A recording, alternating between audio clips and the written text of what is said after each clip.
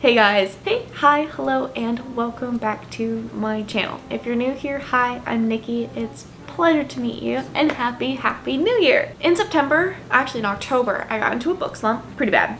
I don't think I read anything. And then I picked up a couple books in November, and I read a couple more books in December. So this is a mashup of the books that I read in November and December, and then my reading goals for this new year. I'm quite excited for how things are going to happen this year, and I can't wait to share everything with you. November, I wanted to get out of my book slump. I started filming a how many books does it take for me to get out of a book slump until I get out, and I read Assassin's Blade by SJM. So I'm sure a lot of people are like, well, why didn't you do a reading vlog on it? I'm going to tell you why. I will not do a single reading vlog on any of these books until I'm done reading them. I'm sorry. It's because I feel like I can't talk about these books without spoiling it. I did read this, and I believe I gave this 4 stars. I very much enjoyed it. If any of you want to read TOG, I recommend you read this first. It just gives in all the backstory that you're looking for. You're not just jumping into it. You kind of know what's going on. And it just kind of gives you a little like, oh, you know, instead of like, what is happening? This was a great book. I very much enjoyed this, and I do recommend you guys read these. And this will be eventually in a reading vlog. I will be finishing this series this year. That is a goal, okay? It is me, myself, want a goal to finish all of Throne of Glass.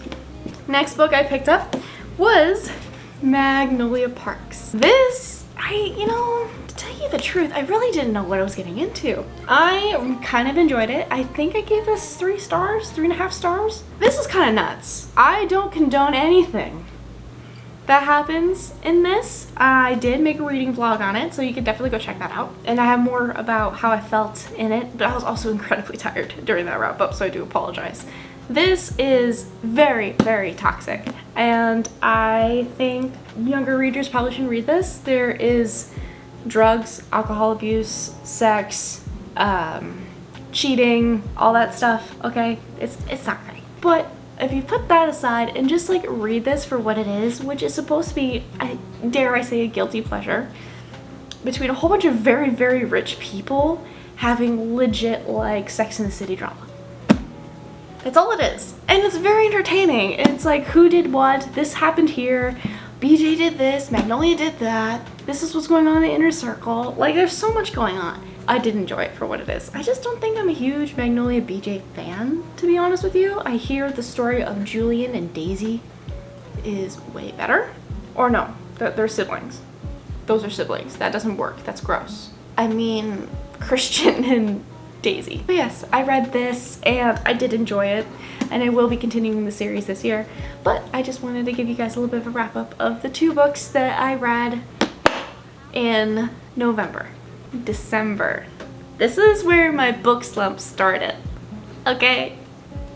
I was actually trying to be good. I was actually trying to read my TBR for the most part. So the first book I picked up was Night of the Witch by Sarah Rosh and Beth Reeves.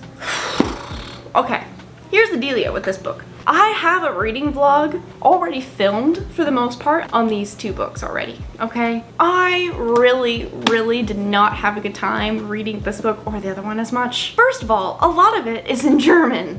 So, and it's not like hard to understand what's in German, okay? You can use context clues to figure out what things are being said in here. I did not root at all for this couple. At all. The plot made little to no sense. The plot twist, low-key saw it coming. It's just, I had to binge it. You know, there's like 2 ways of binging a book, okay? You either really like it, so you end up binging it and you feel bad because you didn't take your time with it. And there's the other one where you just want to binge it to be done. This was a binge to be done. It was not good. Fritzy is kind of unlikable. There is legit trigger warnings in the beginning of this book, and this is meant for younger audience. I don't think this should be for younger audiences quite personally, but that's just me. Do with that information with what you will. There's literally torture in this, animal cruelty in this, sex, okay, which really makes no sense to me for the plot of this book. I mean, it's supposed to be the witch should never fall for her hunter. The falling for each other didn't happen the way it should. Like, it was so pushed and rushed and kind of icky. I didn't like it. Okay, I really didn't like it. And then I just kind of like sped through the end because the ending really wasn't climactic. It made no sense. I really just didn't like it that much.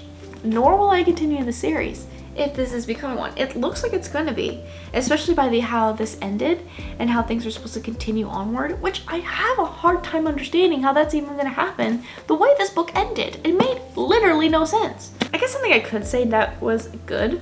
The cover's cute. I like the cover. And I like the decorative pages for chapters. I think those are kind of cool.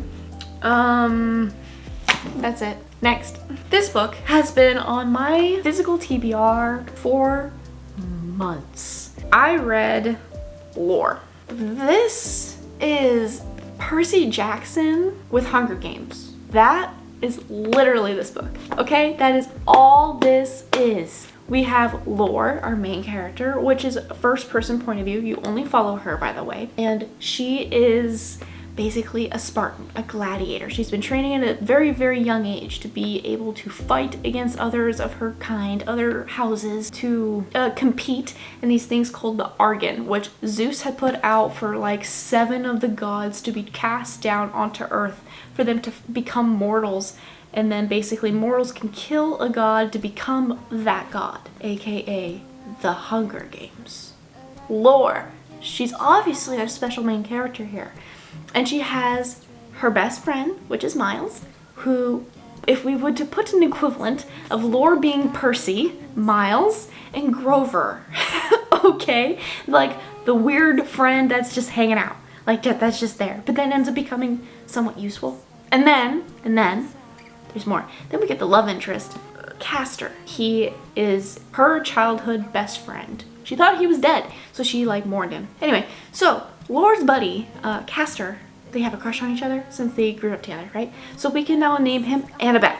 Okay, now we got all the main characters basically squared away. And everyone just like bands together to go either A, kill, or B, save the world, right? That's just kind of how it goes. But here's the deal. Lore puts herself in a pact with Athena. Yeah, the goddess Athena, okay?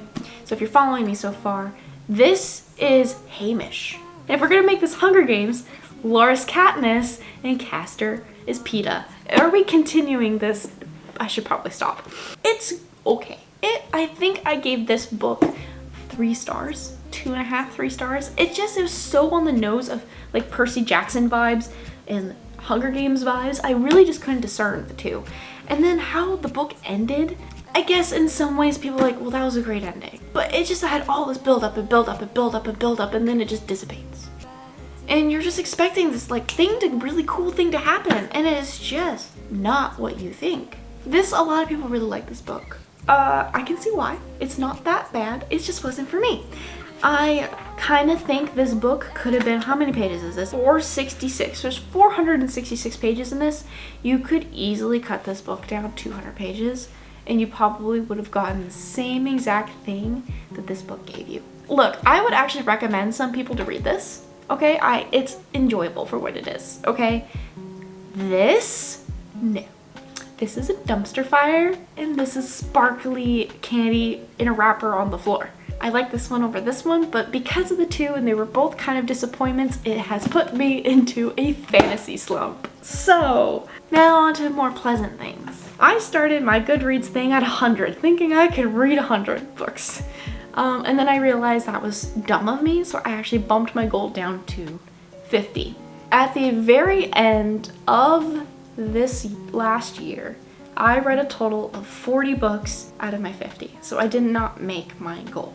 I feel like that's okay because reading's a very personal thing, and I didn't equate for how many book slumps I would have or what life events that would be happening. So this year I decided to up it for some reason, and I decided to do 60 because I actually think I can do at least 50 this year. My other goal is to be a little bit more active on my Instagram. This year we are also doing a book journal. There will be a video on the book journal soon. I am almost done with it, so stay tuned for that. I'm very, very excited. I journal on my own already as it is. I hope you guys had a really good New Year's. I hope everyone was safe, happy, and healthy. I hope your New Year resolution is smacked. I hope you do a really good job this year. I am believing in every single one of you.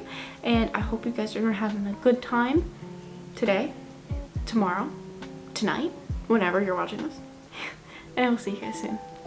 Bye.